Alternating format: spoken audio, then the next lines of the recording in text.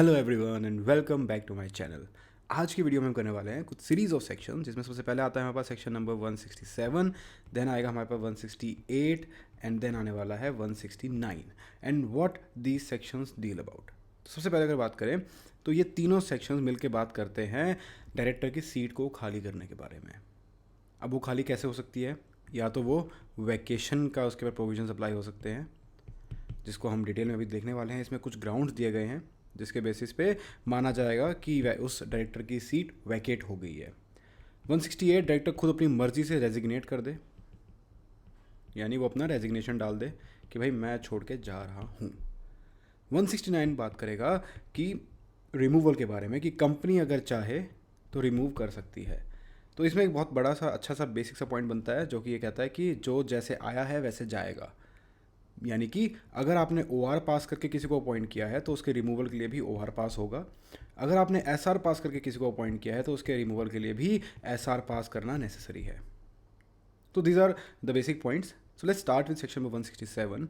काफ़ी easy section है। इसमें सिर्फ ग्राउंड्स दिए गए हैं, किन किन ग्राउंड्स के बेसिस पे हम ये कंसिडर करेंगे कि the seat has been vacated. तो सबसे पहला पॉइंट आता है कि जो डायरेक्टर है who incurs some disqualification under section 164 हमने लास्ट वीडियो के अंदर काफ़ी डिटेल में किया था। तो उसमें कुछ डिस्क्वालिफिकेशन दी गई थी जिसके बेसिस पे हमने ये डिटरमाइन किया था कि वो डायरेक्टर नहीं बन सकता, और बन गया है तो उसको हटा दिया जाएगा। तो if that happens, if 164 applies, तो उसको अपना ऑफिस खाली करना पड़ेगा। उसके बाद हमने एक सेक्शन देखा था इसके अंदर ही, section number 164 sub section number 2, जिसके अंदर अगर आपको याद हो तो financial statement, annual return, deposits, debentures and उनके इंटरेस्ट देर ऑन, अगर इनकी फाइलिंग में और इनकी पेमेंट में अगर कोई डिफ़ॉल्ट है तो उस केस के अंदर डायरेक्टर इन कंपनीज़ को, जिस कंपनी में डिफ़ॉल्ट किया है उस कंपनी को छोड़ के बाकी सब कंपनी से डिस्क्वालीफाई मान लिया जाएगा, यानी कि उसके ऊपर 167 लग जाएगा, उसको वैकेटेड माना जाएगा। तो सेम वे यहाँ पर भी ये कहा गया है कि 164 तो लगेगा, जो भी 164 जिसके ऊपर लग गया वो डिस्क्वालीफाई हो गया, बट 164 सबसेक्शन 2 के प्रोविजन को ध्यान में रखते हुए उन कंपनी से नहीं जहाँ पर काम पेंडिंग है, उसको 6 महीने तक रुकना पड़ेगा, उसको वो काम जो गलत किया है उसको ठीक करके जाना पड़ेगा। Okay, so the next point is कि मीटिंग्स हेल्ड करनी पड़ती है। डायरेक्टर्स के लिए इंपॉर्टेंट होता है मीटिंग्स को हेल्ड करना। ऑब्वियसली उनका काम ही ये है कि they become part of the meeting, they give their input and they help in running of the company. अब अगर कोई डायरेक्टर ये करता है कि 12 महीने, पिछले 12 महीने में, गाइस यहाँ ध्यान देंगे, यहाँ पर एक ईयर नहीं लिखा हुआ, यहाँ पर 12 मंथ्स लिखा है। तो लास्ट 12 मंथ्स में, जब जिस भी पॉइंट ऑफ टाइम की हम बात कर रहे हैं, लास्ट 12 मंथ्स के अंदर उसने या तो लीव लेके या फिर बिना लीव लिए भी, विदाउट लीव भी अगर वो एब्सेंट रहा है ऑल द मीटिंग से, गाइज यहाँ ध्यान रखेंगे, ऑल द मीटिंग से, यहाँ पर मैक्सिमम नहीं बोला गया, यहाँ पर 90% नहीं बोला गया, यहाँ पर मोस्ट ऑफ द नहीं बोला गया, यहाँ बोला गया है ऑल द मीटिंग से। इसका मतलब अगर वो एक भी मीटिंग अटेंड नहीं करता है तो डिस्क्वालीफाई हो जाएगा, अगर एक भी कर लेता है तो बच सकता है। ओके, और ये भी ध्यान रखना है MCQ के पॉइंट ऑफ व्यू से भी और ऑब्जेक्टिव पॉइंट ऑफ व्यू से और सब्जेक्टिव पॉइंट ऑफ व्यू से भी, कि चाहे लीव हो या ना हो और सारी मीटिंग से बाहर हो। एग्जामिनर आपको कंफ्यूज करने के लिए बोल सकता है कि उसने 95% ऑफ द मीटिंग्स में वो नहीं आया, बट द थिंग इज़ हम देखेंगे कि 5% में आया था।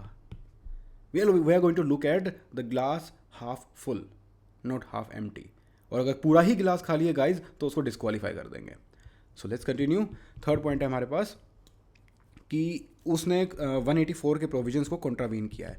Now the question is what is 184। तो 184 गाइज बात करता है कि इंटरेस्टेड, अगर कोई डायरेक्टर किसी भी कॉन्ट्रैक्ट में या फिर अरेंजमेंट्स के अंदर इंटरेस्टेड है और उसने वो इंटरेस्ट डिस्क्लोज नहीं किया और उसने स्टिल उस मीटिंग के अंदर पार्ट लिया, तो in that case he will be disqualified and he will have to vacate the office. Okay, तो ये हमारे पास 3 पॉइंट हो गए। फोर्थ पॉइंट अगर हम देखें तो वो बात करता है कि इसने अपना इंटरेस्ट नहीं बताया, उसने डिस्क्लोज नहीं किया, वो था और उसने मीटिंग के बीच में उसने अपना इंटरेस्ट डिस्क्लोज नहीं किया, क्योंकि एज पर द प्रोविजंस ये होता है कि सेक्शन 84 के अंडर ही, तो सेक्शन 84 के बेसिकली 2 पॉइंट बनते हैं। पहली बात तो उसने डिस्क्लोज नहीं किया ऑलरेडी एग्जिस्टिंग इंटरेस्ट, और दूसरी बात ये थी कि उसके अलावा उसने मीटिंग को कंडक्ट किया और उसने ये चीज़ को छुपाया। So these are the points. Next point आता है हमारे पास कि उसको किसी ट्रिब्यूनल के कोर्ट या ऑर्डर से, यानी कि ट्रिब्यूनल या फिर कोर्ट के ऑर्डर से उसको डिस्क्वालीफाई कर दिया गया है, उसको मना कर दिया है कि ठीक है you can't be a director. Either way guys हर जगह बात हो रही है डिस्क्वालिफिकेशन की ही। यहाँ पर सबसे पहले हमने 164 बात की, जो कि पूरा सेक्शन ही डिस्क्वालिफिकेशन रिलेटेड बात करता है। हमने मीटिंग्स की बात की, अगर मीटिंग अटेंड नहीं करता then you are disqualified, and अगर डिस्क्वालीफाई हो जाते हो तो consequently you have to vacate the office. 184 में भी हमने जब बात की तो भी हमने डिस्क्वालिफिकेशन की ही बात की, and consequently vacation of the office. So this is how the things go. Tribunal ने और कोर्ट ने मना कर दिया तो आप डिस्क्वालीफाई कर दिया कोर्ट ने और ट्रिब्यूनल ने, तो उसके बाद भी कॉन्सिक्वेंटली वैकेट द ऑफिस। तो बेसिकली कहा जा सकता है कि 164 प्रोसीड्स सेक्शन 167। पहले 164 आएगा एंड उसके बेसिस पे 167 आपके ऊपर लग जाएगा। तो 164 की दो ब्रांचेस निकलती हैं। एक निकलती है जो बोलती है कि आप अपॉइंट ही नहीं हो सकते, और दूसरी निकलती है वो ये बोलती है कि अपॉइंट हो गए हो और इनमें से कोई गलतियां कर दी है तो आपको हटा दिया जाएगा, आप पे 167 भी लग जाएगा। So this is all there is. Next point आता है हमारे पास फिफ्थ पॉइंट। सिक्स पॉइंट अगर हम देखें तो वो ये कहता है कि आप किसी कोर्ट के द्वारा कन्विक्टेड हैं किसी भी ऑफेंस को लेके जिसमें मोरल टर्पिट्यूड इन्वॉल्व है,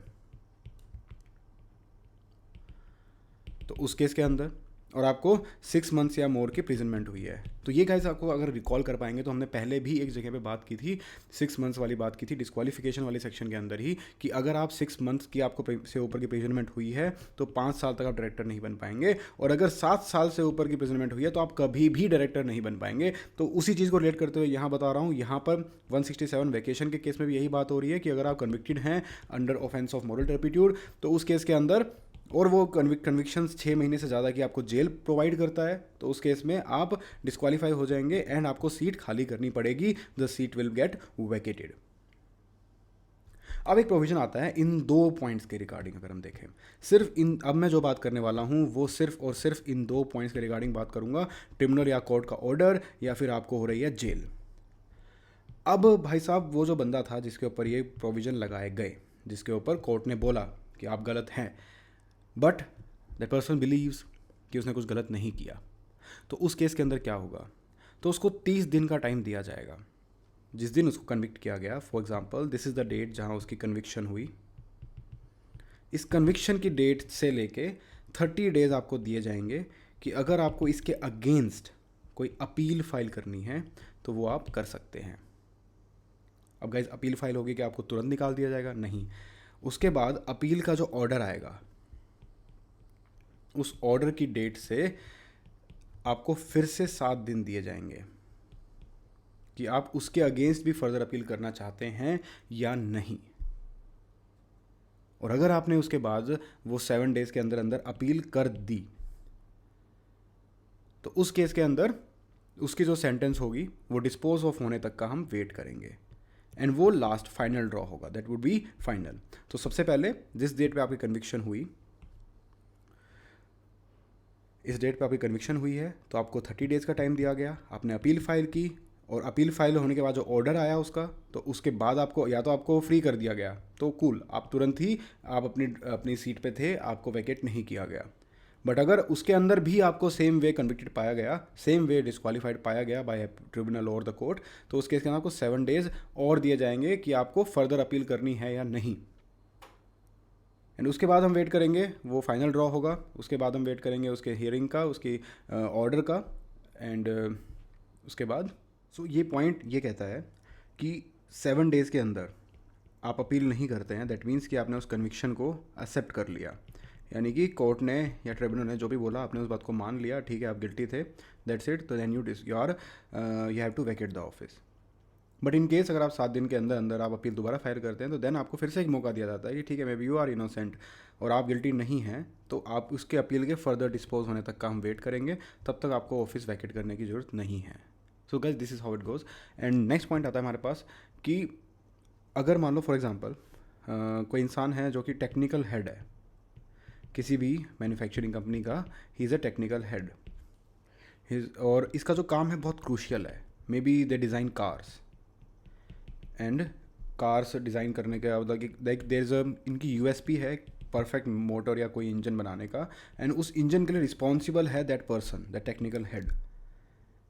and because of his expertise, because of his knowledge और बिकॉज ऑफ कि कंपनी में कितनी अहमियत है इसकी, उस वजह से इसको एक डायरेक्टर भी बना दिया गया है कंपनी का, क्योंकि ये कस्टमर ड्रिवन एक तरह से डिसीजन लेने में हेल्प करता है जो भी है।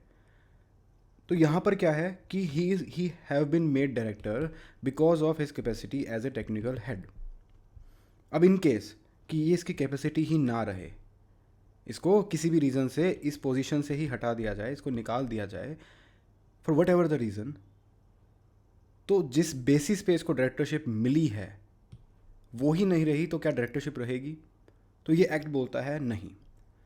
एज पर सेक्शन नंबर 167 ये कहा गया है कि अगर किसी डायरेक्टर को अपॉइंट किया गया है bye virtue of his employment, this is the employment, और वो कहीं भी हो सकता है, दैट एम्प्लॉयमेंट माइट बी उसके ऊपर की होल्डिंग, नीचे सब्सिडरी, या फिर उसकी साइड में एसोसिएट, इनमें कहीं भी अगर वो अपॉइंटेड है एज अ पोजीशन और वो पोजीशन ही नहीं रहती है, that position ceases to exist, तो उस केस के अंदर उसकी डायरेक्टरशिप भी परसिस्ट नहीं करेगी। So these are all the points. उसके बाद एक पॉइंट दिया गया है कि एडिशनल ग्राउंड भी प्राइवेट कंपनी प्रोवाइड कर सकती है, अगर प्राइवेट कंपनी चाहे तो। इन सारे ग्राउंड जो हमने अभी तक डिस्कस किए गाइस, इतने सारे ग्राउंड्स हमने डिस्कस कर लिए हैं। तो सबसे पहले हमने देखा था 164, फिर हमने देखा मीटिंग्स के बारे में, फिर हमने देखा 2 पॉइंट इंटरेस्टेड पार्टीज़ के बारे में, हमने 2 पॉइंट देखे कोर्ट से रिलेटेड, ऑफेंसेस से रिलेटेड, और फिर हमने देखा उसका एक एडिशनल पॉइंट जो कि बात करता है कि अगर आप अपील फाइल करते हैं तो क्या होने वाला है। एंड देन लास्ट में हमने देखा कि बाय वर्च्यू ऑफ एम्प्लॉयमेंट अगर वो डायरेक्टरशिप होल्ड करता है तो क्या होगा। एंड देन अगेन लास्ट में एक प्रोविज़न दिया गया है, एडिशनल प्रोविज़न दिया गया है फॉर प्राइवेट कंपनीज़ कि अगर प्राइवेट कंपनी चाहे तो इनके अलावा भी कुछ ग्राउंड दे सकती है। तो अगर आप लॉ की सेंस यहाँ पर देखें, अभी तक जितना भी हमने कंपनी लॉ पढ़ा है उसके हिसाब से अगर हम लॉ की सेंस देखें तो गाइज यहाँ पर वो लिस्टेड कंपनीज़ पे एंड सर्टेन पब्लिक कंपनीज़ पे अपना शिकंजा ज़्यादा कसना चाहती है, उनके ऊपर ज़्यादा स्ट्रिक्टनेस लगाना चाहती है, जबकि प्राइवेट कंपनीज़ को और सेक्शन 8 कंपनीज़ को एंड गवर्नमेंट कंपनीज़ को काफ़ी जगह पर लिबर्टी दी जाती है under these sections. So moving on, यहाँ पर पनिशमेंट भी दी गई है कि अगर कॉन्ट्रावीन करते हैं, यानी कि ग्राउंड्स के अंडर फॉल भी कर गया, उसके बाद भी आप वो सीट वैकेट नहीं कर रहा, वो वहीं की वहीं बैठा हुआ है, तो उस केस के अंदर पनिशमेंट लगेगी। And the punishment will be fine of 1 lakh rupees and which may be extendable to 5 lakh rupees. अब एक एडिशनल पॉइंट लास्ट में एक पॉइंट डाला गया है कि जितने भी डायरेक्टर्स हैं जो अपना ऑफिस वैकेट कर रहे हैं, जब इवेंचुअली सारे डायरेक्टर्स अपना कंपनी के वैकेट कर देते हैं अपना ऑफिस को और डिस्क्वालीफाई हो जाते हैं, तो उस केस के अंदर जो प्रमोटर होंगे, अगर जो प्रमोटर होंगे वो बनेगा उसका डायरेक्टर, वो उस चीज़ को ध्यान में रखेगा। या फिर सेंट्रल गवर्नमेंट भी कर सकती है, वो अपॉइंट कर सकती है some number of directors who shall hold office till the directors are appointed by the company general meeting. यानी कि 2 सर्कमस्टांसिस बनेंगे।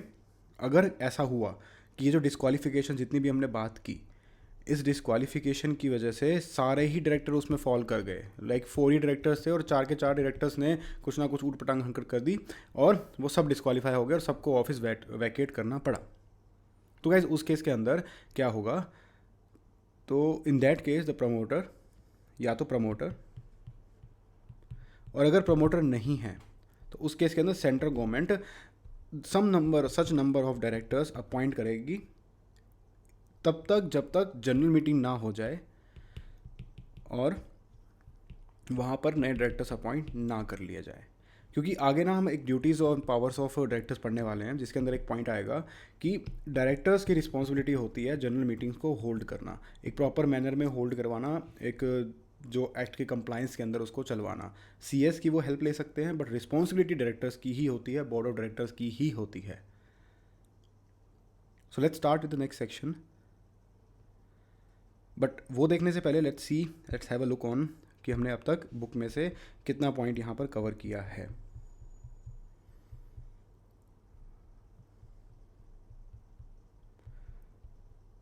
So this is section number 167 vacation of office. तो यहाँ पर हमने देखा था, अभी तक आपने ग्राउंड्स फॉर वेकेशन हम पढ़ रहे थे, डिस्क्वालिफिकेशन अंडर 164, देन हमने देखा मीटिंग्स के बारे में 12 मंथ्स तक, देन हमने देखा 184, अगेन 184 के हमारे पास 2 पॉइंट हो गए। उसके बाद हमारे पास 2 पॉइंट हुए कन्विक्शन के या फिर कोर्ट ने या ट्रिब्यूनल ने डिस्क्वालीफाई कर दिया उसको, जिसकी कुछ एक्सेप्शंस क्रिएट की गई जहाँ पे हमने बात की थी, वही 30 डेज़ में अगर वो अपील फाइल करता है, अगर उसके अपील के बाद 7 डेज़ और वेट करेंगे, और अगर 7 डेज़ में उसने अपील फाइल कर दी तो उसके डिस्पोज ऑफ होने तक का हम वेट करेंगे। उसके बाद हमने देखा कि उसको रिमूव किया गया है as per provisions of companies act 2013 when is required to vacate his office by disqualification. या फिर लास्ट पॉइंट हमने देखा था कि by virtue of his employment उसको डायरेक्टरशिप दी गई थी। अब जब वो एम्प्लॉयमेंट ही नहीं रही तो डायरेक्टरशिप भी नहीं रहने वाली। प्राइवेट कंपनी को बताया गया था कि आप अपना कुछ अलग से प्रोविजन भी इन पॉइंट्स के अलावा एडिशनल पॉइंट्स भी ऐड ऑन कर सकते हैं। पनिशमेंट देखिए हमने कि 1 लाख और एक्सटेंडेबल टू 5 लाख थी, और जितने भी डायरेक्टर्स थे वो अगर वैकेट कर देते हैं ऑफिस तो या तो प्रमोटर, और अगर प्रमोटर नहीं है तो उस केस के अंदर सेंट्रल गवर्नमेंट उतने नंबर ऑफ डायरेक्टर्स अपॉइंट करेगी जितने उस कंपनी को नीड है, and till the next general meeting जहाँ पर उनके प्रॉपर डायरेक्टर्स का अपॉइंटमेंट किया जाएगा। सो नेक्स्ट सेक्शन हमारा आता है resignation of director. Resignation of director की बात होती है सेक्शन नंबर 168 के अंदर। अब ये क्या कहता है, तो किसी भी डायरेक्टर को रिज़ाइन करना है तो वो क्या करेगा, वो कंपनी को नोटिस देगा, सिंपल सी बात है, अपने रेजिग्नेशन का। जैसे ही रेजिग्नेशन की बात होती है, जैसे नॉर्मली जॉब्स के अंदर है वैसे भी होता है, तो उसके अंदर सबसे पहले हम लेट्स सी कि किस डेट से उसका रेजिग्नेशन वैलिड माना जाएगा।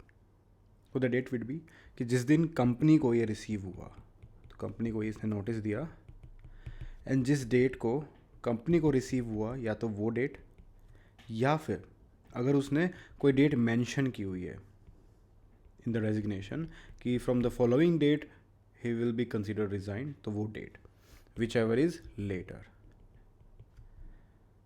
यहाँ पे आ जाता है डेट ऑफ रिसीप्ट। तो इस डेट से उसका रेजिग्नेशन वैलिड माना जाएगा। अब कुछ डॉक्यूमेंट्री रिक्वायरमेंट्स हैं इस चीज़ को लेके, तो अगर उसका क्या बात करें तो 2 फॉर्म बनते हैं, DIR 11 and DIR 12। DIR 11 file किया जाता है डायरेक्टर के थ्रू, जिसमें वो मेंशन करता है reason for the resignation registrar को, क्योंकि ये पता होना ज़रूरी है रजिस्ट्रार को कि किस रीज़न से वो डायरेक्टर छोड़ के जा रहा है कंपनी को, ताकि वो अपना डेटा मेंटेन कर सके। उस रीज़न से उन चीज़ों के बारे में उसको जानकारी रहनी चाहिए। नेक्स्ट पॉइंट आता है DIR 12 के अंदर कंपनी को भी इंटीमेट करना पड़ेगा regarding the resignation.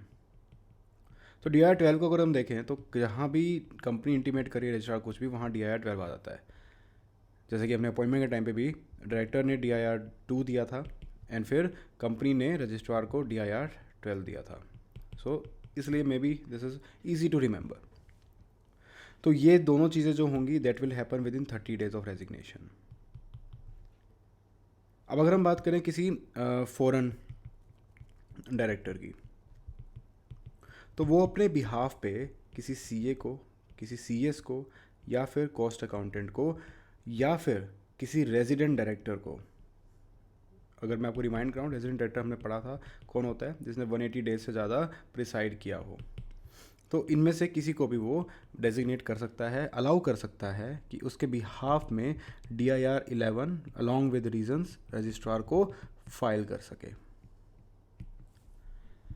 So this is section number 168, बहुत ही सिंपल सा सेक्शन है। एक पॉइंट यहाँ पर रिपीट वो भी आता है जो हमने 167 में वैकेशन के पॉइंट पे देखा था, और वो 168 पे भी अप्लाई होता है कि अगर सब के सब डायरेक्टर अगर रिज़ाइन कर देते हैं, if all the director resign, तो उस केस के अंदर क्या होगा, सेम मैनर में सेंट्रल गवर्नमेंट या प्रमोटर अपॉइंट करेंगे रिक्वायर्ड नंबर ऑफ डायरेक्टर्स, ताकि जनरल मीटिंग हेल्ड हो सके एंड प्रॉपर मैनर में नए डायरेक्टर्स का अपॉइंटमेंट हो सके, new directors can be appointed. तो चलिए, इसको इस छोटा सा सेक्शन था, बहुत प्यारा सा सेक्शन था, बहुत ज़्यादा पॉइंट नहीं थे इसके अंदर। सिंपल सी बात है कि नोटिस देगा जॉब छोड़ने से पहले, अपनी डायरेक्टरशिप छोड़ने से पहले, रजिस्ट्रार को बताएगा, कंपनी भी रजिस्ट्रार को बताएगी। अगर फॉरेन बंदा है तो इन 3-4 लोगों को अलाउ कर देगा उसके बिहाफ में DIR 11 सेम फॉर्म सबमिट करने के लिए। तो अगर यहाँ देखें तो वही सेम चीज़ें हैं कि सबसे पहले नोटिस दिया, बोर्ड ने उसके नोटिस को ध्यान में रखा, एंड फिर DIR 12 सबमिट किया रजिस्ट्रार को 30 डेज़ के अंदर। सेम वे इसने 11 सबमिट किया 30 डेज़ के अंदर।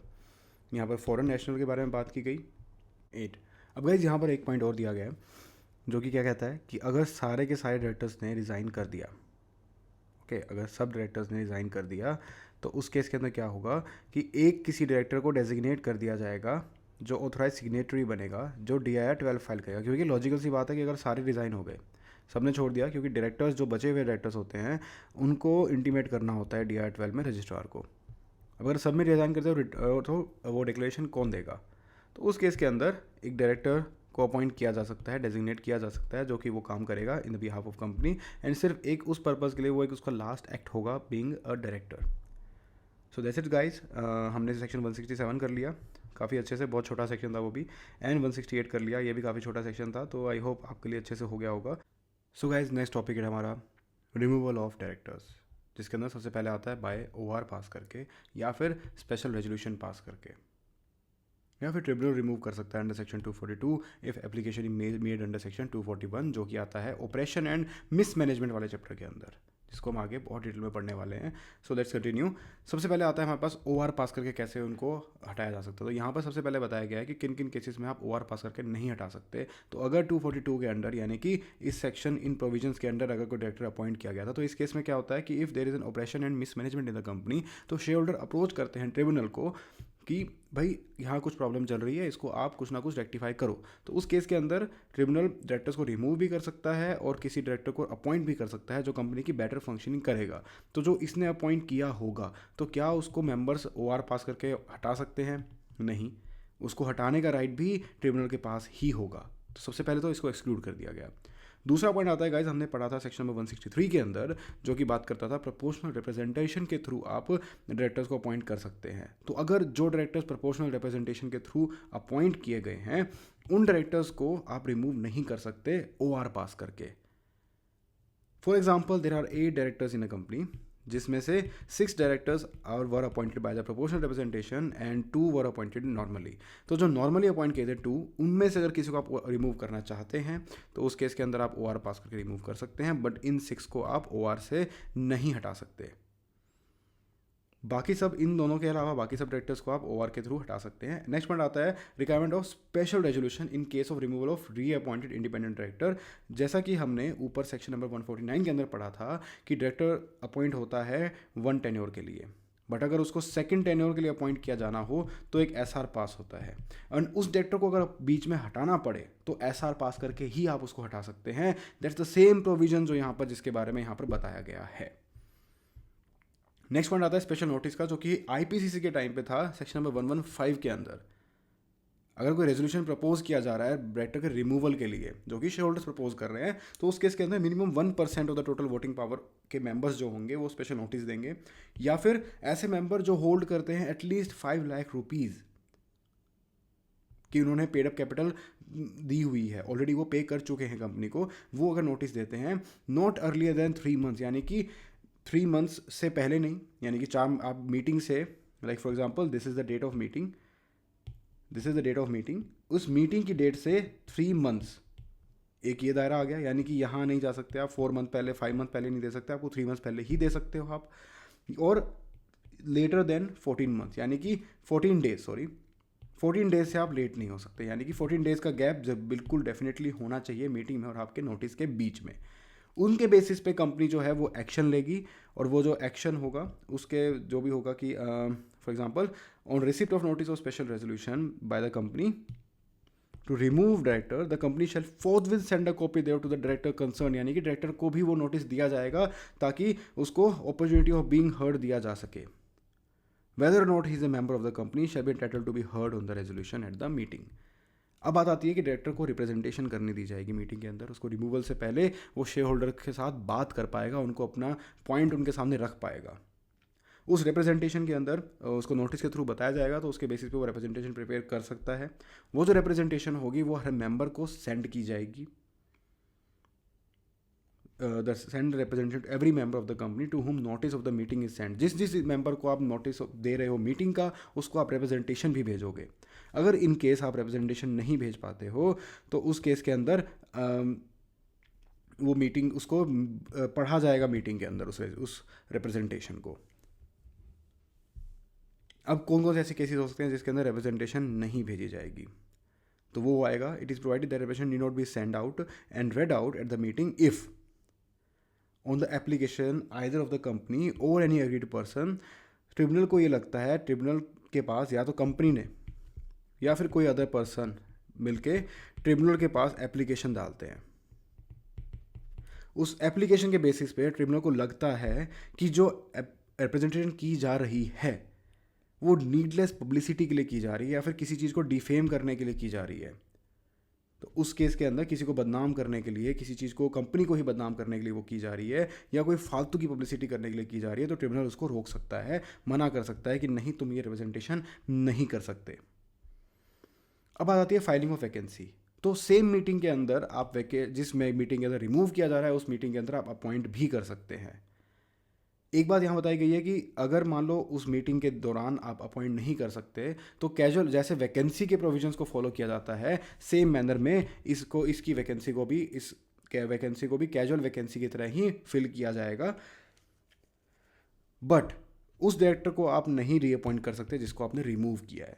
This is so obvious guys, mention करने की नीड भी नहीं थी लॉ को, बट ठीक है, यहाँ पे लिख दिया गया है।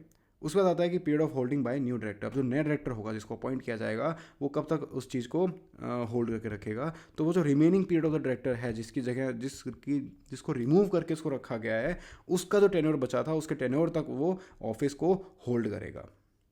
अब क्वेश्चन आता है कि पेमेंट ऑफ कंपनसेशन, यानी कि जिसको आप रिमूव कर रहे हो उसको आप कुछ कंपनसेशन दोगे कि नहीं दोगे। तो बात यह है कि उसको आप डिप्राइव नहीं कर सकते किसी भी राइट टू कंपनसेशन के या डैमेजेस के अगर उसके बनते हैं तो, due to premature termination. हाँ, लेकिन अगर सेक्शन 202 भी अप्लाई होता है इसके ऊपर तो उनको भी कंसिडरेशन में रखा जाएगा। गाइज ये सारे पॉइंट्स हम आगे चैप्टर्स के अंदर पढ़ने वाले हैं। अभी के लिए आपका इतना ही जानना ज़रूरी है कि कंपनसेशन से उसको डिप्राइव नहीं कर सकते, बट अगर कुछ फर्दर इम्पोज की गई है अंडर दिस एक्ट तो उनको भी ध्यान में रखा जाएगा, उनको इग्नोर भी नहीं कर सकते। अब गाइज नेक्स्ट पॉइंट हमारे पास आता है सेक्शन नंबर 169। ये बोलता है कि ये जो एक्ट है, ये जो सेक्शन है, वो कंपनी एक्ट के अंदर अगर किसी अदर प्रोविजंस के अंदर कोई और पावर अगर दी गई है तो उसको नहीं रेस्ट्रिक्ट करता। यानी कि इन सब प्रोविजंस के बियॉन्ड जाके भी अगर कोई एक्ट उसको प्रोवाइड करता है, कोई सेक्शन इसको प्रोवाइड करता है तो उनको रिमूव किया जा सकता है।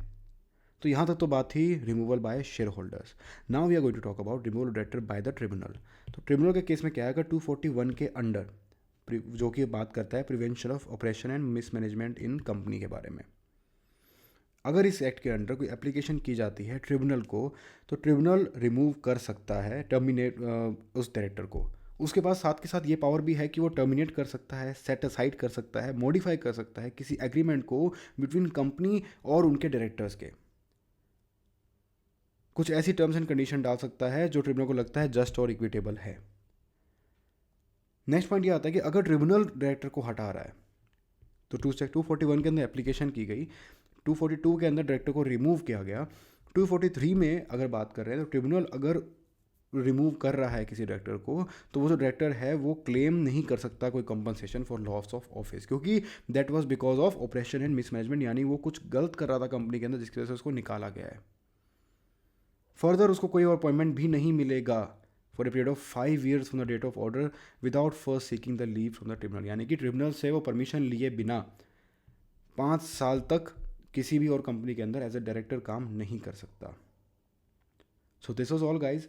हमने काफ़ी अच्छे अच्छे सेक्शंस किए। सबसे पहले अभी जैसे हमने देखा सेक्शन 169 जिसमें 2 टाइप के प्रोविजन बने कि डायरेक्टर्स को कैसे रिमूव किया जा सकता है। पहली बात तो ओआर पास करके, ओवर पास करने के लिए मैं बताया गया कि किन किन केसेस में आप ओवर पास करके नहीं हटा सकते, अगर ट्रिब्यूनल ने कोई अपॉइंट किया है तो, या फिर अगर 163 उस पर अप्लाई होता है, प्रोपोर्शनल रिप्रेजेंटेशन से अपॉइंट किया गया है। एसआर में हमने बात की इंडिपेंडेंट डायरेक्टर के बारे में। अब प्रोसीजर स्टार्ट हो गया कि अगर मीटिंग से हटाना है तो क्या प्रोसीजर होगा, तो स्पेशल नोटिस लगेगा एंड देन कंपनी उसको हटा सकती है। फिर रिप्रेजेंटेशन की बात हुई। रिप्रेजेंटेशन या तो सारे जिसको नोटिस भेजा जाएगा उसको रिप्रेजेंटेशन भी भेजी जाएगी, मीटिंग का नोटिस जिसको भेजा जाएगा उसको रिप्रेजेंटेशन भी जाएगी, और अगर रिप्रेजेंटेशन नहीं भेज पाए तो मीटिंग के अंदर उसको पढ़ के बोला जाएगा। लेकिन अगर कोई कंपनी या कोई पर्सन उस रिप्रेजेंटेशन के लिए ट्रिब्यूनल को एप्लीकेशन करती है कि जो डायरेक्टर रिप्रेजेंटेशन पढ़ने वाला है वो डेफेमेटरी हो सकती है या नीडलेस पब्लिसिटी गेन कर सकती है, तो ट्रिब्यूनल उसको मना कर सकती है कि तुम वो नहीं पढ़ोगे। रिप्रेजेंटेशन। देन बात करते हैं हम फिलिंग ऑफ वैकेंसी के बारे में। तो वैकेंसी को सेम मीटिंग के अंदर आप फिल कर सकते हैं। अगर सेम मीटिंग में फिल नहीं होती तो it will be considered casual vacancy, but एक कंडीशन है कि रिमूव डायरेक्टर को आप रीअपॉइंट नहीं कर सकते कैजुअल वैकेंसी के केस के अंदर, अगर इसको कंसिडर किया जाएगा तो। उसके बाद आता है कि पीरियड ऑफ होल्डिंग क्या होगा। तो जब तक वो जो रिमूव डायरेक्टर है वो अपना पीरियड होल्ड करता है तब तक के लिए उसको होल्ड करके रख सकता है वो। उसके बाद आता है कंपनसेशन की बात। तो उसको डिप्राइव नहीं कर रहे हैं किसी कंपनसेशन से नॉर्मल सर्कमस्टांसिस के अंदर। बट यहाँ पर हमने देखा साथ के साथ कि अगर 243 के अंदर ये कहता है कि अगर ट्रिब्यूनल रिमूव कर रहा है तो उसको कोई कंपनसेशन नहीं मिलेगा। यहाँ पे ट्रिब्यूनल वाला पॉइंट आ गया। So this was all guys, and I hope आपको ये क्लास अच्छे से समझ में आई हो। काफ़ी 3 सेक्शंस के बारे में हमने डिस्कस किया, वैकेशन के बारे में, रेजिग्नेशन के बारे में एंड रिमूवल के बारे में। काफ़ी इंटरलिंक्ड से और रिलेटेड से टॉपिक्स थे, तो आई होप आपके लिए याद करना ईजी हो जाएगा। And thank you for watching guys, and be sure to like and subscribe.